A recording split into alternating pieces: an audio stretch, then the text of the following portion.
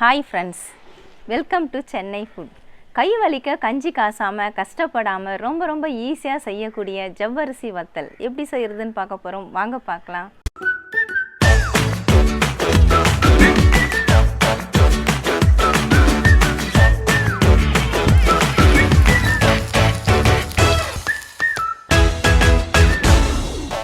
ஜவ்வரிசி வத்தல் செய்யறதுக்காக நான் 300 கிராம் அளவுக்கு ஜவ்வரிசி எடுத்துருக்கேங்க. இந்த ஜவ்வரிசியை நம்ம கப்பில் அளந்து எடுத்துக்கணும். அப்போ தான் நமக்கு தண்ணிலாம் யூஸ் பண்ணும்பொழுது அளவு கரெக்டாக இருக்கும். நான் இந்த கப்பில் 3/4 கப் அளவுக்கு எடுத்துருக்கிறேன். இந்த ஜவ்வரிசியை நான் வேறு ஒரு பவுலுக்கு மாற்றிக்கிறேன். வேறு பாத்திரத்துக்கு மாற்றிட்டு இதை 2 தடவை நல்லா கழுவி தண்ணி வடித்து எடுத்துக்கலாம். 2 தடவை கழுவிட்டு இந்த மாதிரி தண்ணியை வடித்து எடுத்துக்கோங்க. இதை நாம் ஊற விட போகிறோம். 3/4 கப் அளவுக்கு நான் ஜவ்வரிசி எடுத்துருந்தேன். அதனால் 3/4 கப் அளவுக்கு தண்ணி எடுத்துருக்கிறேன். குடிக்கிற தண்ணியை பயன்படுத்திக்கோங்க. இந்த தண்ணியை இதில் ஊற்றிட்டு நல்லா இப்படி கலந்து விட்டுடுங்க. இந்த ஜவ்வரிசி 5 மணி நேரம் ஊறணும். மூடி போட்டு விட்டுடலாம். ஜவ்வரிசியை ஊற விட்டு 5 மணி நேரம் ஆயிடுச்சுங்க. நான் மூடியை ஓப்பன் பண்ணிடுறேன். பாருங்கள், நம்ம ஊற்றின தண்ணி எல்லாமே வற்றிட்டு ஜவ்வரிசி நல்லாவே ஊறிருக்கு. சுத்தமாக தண்ணி இல்லை, எல்லா தண்ணியுமே அது உறிஞ்சிடுச்சு. ஏன்னா 5 மணி நேரம் நம்ம ஊற விட்டதுனால தண்ணி எல்லாமே அது உறிஞ்சிடுச்சு. இப்படி ஜவ்வரிசி எடுத்துகிட்டு நம்ம நசுக்குனா அது பாருங்கள் நல்லா அப்படியே மாவு மாதிரி ஆகுது. அந்த அளவுக்கு நல்லா ஊறிருக்கு. இப்போ இந்த ஜவ்வரிசியில் நம்ம கொதிக்க வச்ச தண்ணியை தான் நம்ம ஊற்ற போகிறோம். ஜவ்வரிசியில் சேர்க்கறதுக்காக நான் பாத்திரத்தில் தண்ணி ஊற்றி ஸ்டவ்வில் வச்சுருக்கேங்க. இந்த தண்ணி நல்லா கொதிக்கணும். கொதிச்சதுக்கு அப்புறமா தான் நம்ம சேர்க்க போகிறோம். ஆனால் ஜவ்வரிசிக்கு எவ்வளவு அளவு தண்ணி வைக்கணும் அப்படின்னு பார்த்தீங்கன்னா, நான் இந்த கப்பில் 3/4 கப் அளவுக்கு ஜவ்வரிசி எடுத்துருந்தேங்க.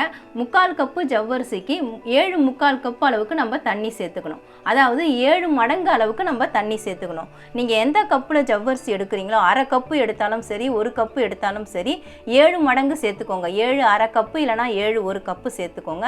நான் 3/4 கப்பு எடுத்ததுனால 7/4 கப் அளவுக்கு தண்ணி எடுத்துருக்கிறேன். இந்த தண்ணி நல்லா கொதிக்கணும். கொதிச்சதுக்கு அப்புறமா தான் நம்ம ஜவ்வரிசியில் சேர்க்கணும்.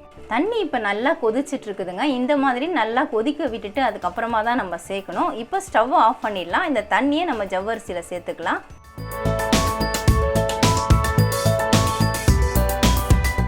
சூடான தண்ணி சேர்த்ததுக்கப்புறமா இந்த மாதிரி கரண்டி வச்சு ஒரு தடவை நல்லா இப்படி கலந்து விட்டுடுங்க.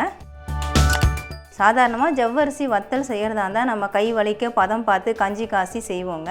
அந்த மாதிரி இல்லாமல் இந்த மாதிரி ஈஸியான மெத்தட்லேயே நம்ம ஜவ்வரிசி வத்தல் செய்ய முடியும். இது நீங்கள் செய்கிறதா இருந்தால் சாயந்தரமே ஜவ்வரிசியை ஊற விட்டுடுங்க. ஏன்னா 5 மணி நேரம் ஜவ்வரிசி ஊறணும். அதுக்கப்புறமா 5 மணி நேரம் ஊறினதுக்கப்புறமா நைட்டு நீங்கள் தண்ணியை கொதிக்க வச்சு சேர்த்துட்டிங்கன்னா நைட்டு ஃபுல்லாக இந்த தண்ணியில் இந்த ஜவ்வரிசி நல்லாவே வெந்துடும். இந்த மாதிரி கலந்து விட்டதுக்கப்புறமா இதை மூடி போட்டு விட்டுடலாம். காலம்புற வரைக்கும் இந்த ஜவ்வரிசி நல்லா இந்த வெந்நீரில் நல்லா ஊறிடும். நல்லா ஆறவும் ஆறிடும். காலையில் இது எப்படி இருக்குதுன்னு பார்ப்போம். கொதிக்கிற தண்ணியை ஊற்றி நைட்டே நம்ம ஜவ்வரிசியில் சேர்த்து விட்டுட்டோங்க. பாருங்கள், நல்லாவே ஊறி இருக்குது, நல்லா வெந்திருக்குது. அப்படி எடுத்து நம்ம கையில் நசுக்கணும்னா அந்த ஜவ்வரிசி அப்படியே மாவு மாதிரி ஆகுது பாருங்கள். அப்படியே நசுக்கி விட்டால் நல்லா மாவு மாதிரி ஆகுது. அந்த அளவுக்கு நல்லாவே வெந்துட்டுருக்குது. நம்ம இதை அடுப்பில் வச்சு கிண்டலை கலரலை எதுவுமே செய்யலை. நம்ம கொதிக்கிற தண்ணியை தான் ஊற வச்ச ஜவ்வரிசியில் சேர்த்து விட்டோம். நல்லா சூப்பராக வெந்திருக்குது. இதை நாம் அரைச்சி எடுக்கணும். அரைக்கிறதுக்காக நான் மிக்ஸி ஜாரில் தான் அள்ளி ஊற்ற போகிறேன். இந்த தண்ணியோடு சேர்த்து தான் நம்ம அரைக்க போகிறோம். எக்ஸ்ட்ரா எதுவும் தண்ணி ஊற்றாதீங்க. இதில் இருக்கக்கூடிய தண்ணியை வச்சு நல்லா பேஸ்ட் மாதிரி நல்லா நைஸாக அரைப்படணும். அந்த மாதிரி அரைச்சி எடுக்கலாம். நான் நிறைய இருக்கிறதுனால பேட்சாக தான் அரைச்சி எடுக்க போகிறேன். அரைச்சிட்டு உங்களுக்கு காட்டுறேன். ஜவ்வரிசி எல்லாத்தையுமே அந்த தண்ணியோடு சேர்த்து நான் அரைச்சி எடுத்துட்டேங்க. பாருங்கள், நல்லா திக்காக குழன்னு குழம்பு மாதிரி இருக்குது. இந்த மாதிரி தான் இருக்கும். இந்த மாதிரி செய்யும் பொழுது நமக்கு ஜவ்வரிசி வத்தல் நல்லா கண்ணாடி மாதிரி கிடைக்கும். ரொம்ப சுலபமாகவும் நம்ம செஞ்சிடலாம். இது அப்படியே இருக்கட்டும். இந்த ஜவ்வரிசி வத்தலுக்கு தேவையான காரம் நம்ம சேர்க்கணுங்க. காரம் சேர்க்கும் பொழுது கொஞ்சம் நம்ம சீரகமும் சேர்த்து அரைக்கலாம். உங்களுக்கு சீரகம் ஃப்ளேவர் பிடிச்சிருந்தா நீங்கள் சேர்த்துக்கோங்க. அப்படி பிடிக்கலன்னா சேர்க்க வேண்டாம். நான் 1 டீஸ்பூன் அளவுக்கு சீரகம் எடுத்திருக்கேன். காரத்துக்காக நான் 2 பச்சை மிளகாய் எடுத்திருக்கேன். அதை உடச்சி போட்டுக்கிறேன். உங்களுக்கு பச்சை மிளகாய் வேண்டாம்னா நீங்கள் மிளகாய் தூள் கூட சேர்த்துக்கலாம். இதை ஃபஸ்ட்டு தண்ணி சேர்க்காமல் ஒரு சுற்று அரைச்சிட்டு அதுக்கப்புறமா 2 டேபிள் ஸ்பூன் அளவுக்கு தண்ணி சேர்த்து அரைச்சிக்கோங்க. இந்த மாதிரி நல்லா நைஸாக அரைச்சி எடுத்துக்கோங்க. அரைச்ச இந்த பேஸ்ட்டை நம்ம இதில் சேர்த்துக்கலாம். நான் கொஞ்சம் லிக்விடாக தான் அரைச்சி எடுத்திருக்கேன். அப்போ தான் இதில் நல்லா மிக்ஸ் பண்ண முடியும். இப்போ தேவையான அளவு உப்பு சேர்த்து விட்டுக்கலாம். நான் 2 டீஸ்பூன் அளவுக்கு சால்ட்டு சேர்க்குறேன். உங்களோட உப்பு எவ்வளோ தேவையோ நீங்கள் அதுக்கு தகுந்த போல் நீங்கள் சேர்த்துக்கோங்க. சேர்த்துட்டு நல்லா கலந்து விட்டுக்கலாம். இந்த மாதிரி நல்லா மிக்ஸ் பண்ணி விட்டுக்கோங்க. இப்போ நம்ம வத்தல் போடுறதுக்கு ஸ்டார்ட் பண்ணிடலாம். வத்தல் போடுறதுக்காக நான் பிளாஸ்டிக் கவர் தாங்க விரித்து போட்டிருக்கேன். சுற்றிலும் பறக்காமல் இருக்கிறதுக்காக 4 பக்கமும் நான் வெயிட் வச்சுருக்கேன். இப்போ நம்ம வத்தலை கொஞ்சம் கொஞ்சமாக அதில் போட்டுக்கலாம். ஒரு சின்ன கிண்ணத்தில் மாற்றி விட்டுட்டு சின்ன குழிக்கரண்டியை பயன்படுத்தி போட்டுக்கோங்க. அப்போ தான் எல்லாமே ஒரே அளவுலவும் இருக்கும், சீக்கிரமாகவும் காயறதுக்கும் ஈஸியாகவும் இருக்கும். இந்த மாதிரி கொஞ்சமாக அள்ளி விட்டுட்டு லைட்டாக தேய்ச்சி விட்டாலே போதும், ரொம்ப தேய்க்க வேண்டாம். லைட்டாக தேய்ச்சாலே நமக்கு மெலிசாக கண்ணாடி மாதிரி வத்தல் கிடைக்கும்.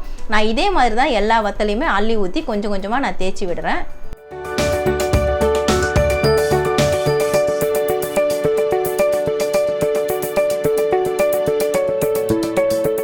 நான் ரெடி பண்ண ஜவ்வரிசி கூழ் எல்லாத்தையுமே நான் வத்தலாக போட்டுட்டேங்க. இந்த வத்தல் பார்த்தீங்கன்னா காலையிலேருந்து சாயந்தரம் வரைக்கும் நல்லா காயணும். இப்போ இருக்கிற வெயிலுக்கு நம்ம ஒரு நாள் காய வச்சாலே போதும், இருந்தாலும் நம்ம 2 நாள் காய வச்சு எடுக்கணும். இதை சாயந்தரம் வரைக்கும் நல்லா காயட்டும். காலையில் பிளாஸ்டிக் ஷீட்டில் போட்ட வத்தல் எல்லாமே சாயந்தரத்துக்குள்ளே நல்லா காஞ்சிருச்சுங்க. பிளாஸ்டிக் ஷீட்லேருந்து ஈஸியாக கழண்டு வந்துடுது, அதனால தான் நான் அதை பிரித்து எடுக்கிறத உங்களுக்கு காட்டலை.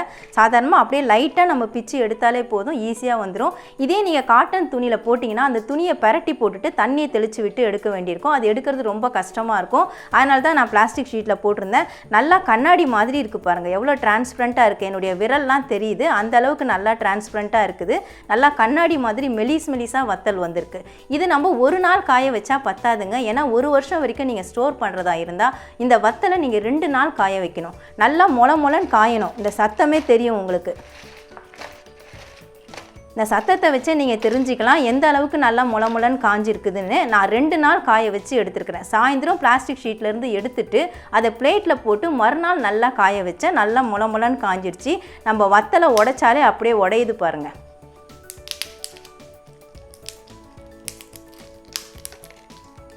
இந்த மாதிரி உடையணும். உடையிற அளவுக்கு நல்லா மொளன்னு காய வச்சு எடுத்துட்டிங்கன்னா நீங்கள் 1 வருஷம் வரைக்கும் ஸ்டோர் பண்ணி வச்சு நமக்கு எப்போல்லாம் தேவையோ அப்போல்லாம் நம்ம பொரிச்சு சாப்பிட்லாம். இப்போ இந்த வத்தலை பொரிச்சா எப்படி வருது அதை நான் உங்களுக்கு செஞ்சு காட்டுறேன். வத்தல் பொரிக்கிறதுக்காக தேவையான அளவு எண்ணெய் ஊற்றி நல்லா சூடுபடுத்தியிருக்கேங்க. ஓரளவுக்கு சூடான உடனே நீங்கள் ஸ்டவ்வை ஸ்லோ பண்ணிக்கோங்க, இல்லைனா வத்தல் கரிஞ்சிடும். நான் மீடியம் ஃப்ளேமில் தான் வச்சுருக்கேன். இப்போ ஒவ்வொரு வத்தலாக நான் எண்ணெயில் போட போகிறேன். இந்த மாதிரி போட்ட உடனே சட்டுன்னு பொரியுது பாருங்கள். நம்ம இந்த ஜவ்வரிசி வத்தலை நல்லா மெலிசாக கண்ணாடி மாதிரி செஞ்சுருக்கிறதுனால போட்ட உடனே டக்குன்னு பொரிஞ்சிடுது. நல்லா எவ்வளவு பெருசாக எழும்பி வந்திருக்கு பாருங்கள். வத்தல் சைஸ் எவ்வளவு சைஸில் இருந்தது, இப்போ நம்ம பொரிச்சதுக்கு அப்புறமா எவ்வளவு சைஸில் இருக்குது. நல்லா பெருசாக நமக்கு விரிஞ்சு வந்திருக்குது.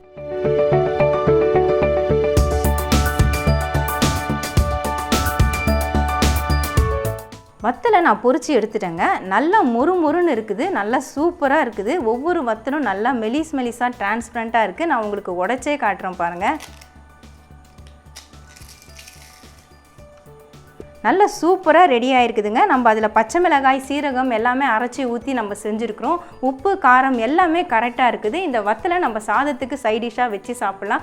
எவ்வளவு தான் காய்கறி வச்சு நம்ம சைடிஷாக செஞ்சு வச்சு சாப்பிட்டாலும் கூட 2 வத்தல் இல்லை வடாம் வச்சு சாப்பிட்டாதாங்க நமக்கு திருப்தியாக இருக்கும். அந்தளவுக்கு டேஸ்ட்டு சூப்பராக இருக்கும். எல்லா விதமான சாப்பாட்டுக்கும் சூப்பராக இருக்கும். ரொம்ப ஈஸியாக நம்ம இந்த வத்தலை ரெடி பண்ணிட்டோங்க. கை வலிக்க கஞ்சி காசாமல் கஷ்டப்படாமல் ரொம்ப சுலபமாக இந்த வத்தலை நம்ம ரெடி பண்ணியிருக்கோம். பிகினர்ஸ்க்கெலாம் ரொம்ப ஈஸியாகவும் இருக்கும், யூஸ்ஃபுல்லாகவும் இருக்கும். வத்தல் போட தெரியாதவங்க கூட இந்த வீடியோவை பார்த்தா ரொம்ப ஈஸியாக போட்டுடலாம். அந்தளவுக்கு சுலபமான முறையில் நான் வத்தல் செஞ்சு காமிச்சிருக்கேன். 300 கிராம் ஜவ்வரிசியை வச்சு நம்ம இந்த ஜவ்வரிசி வத்தலை ரெடி பண்ணியிருக்கோம். ரொம்ப டேஸ்டியான இந்த வத்தலை நீங்களும் கண்டிப்பாக ட்ரை பண்ணி பாருங்கள். ரொம்பவே சுலபமாக செய்யக்கூடிய ஜவ்வரிசி வத்தல் எப்படி செய்யறதுன்னு வீடியோவில் பார்த்துருப்பீங்க. நீங்களும் ட்ரை பண்ணி பாருங்கள். உங்களுக்கு இந்த வீடியோ பிடிச்சிருந்தா லைக் பண்ணுங்கள், ஷேர் பண்ணுங்கள், சப்ஸ்கிரைப் பண்ணுங்கள். பக்கத்தில் இருக்க பெல் ஐக்கானை கிளிக் பண்ணிக்கோங்க. அதில் ஆல்னு ஒரு ஆப்ஷன் காட்டும், அதையும் கிளிக் பண்ணிக்கோங்க. நன்றி, வணக்கம்.